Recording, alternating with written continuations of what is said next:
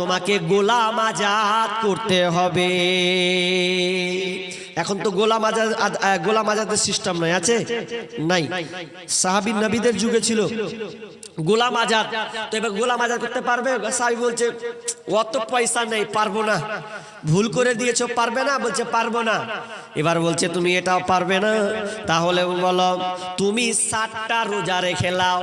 তোমাকে একটা রোজা ভঙ্গ করেছো, শারীরিক সম্পর্ক করেছো বিবির সঙ্গে, এই জন্য তোমাকে একটা নয়, এর বদলাতে এর জরিমানা হলো তোমাকে এক পর পর 10টা 20টা 30টা 40টা নয়, টানা লাগাতার তোমাকে 60টা সিয়াম রাখতে হবে।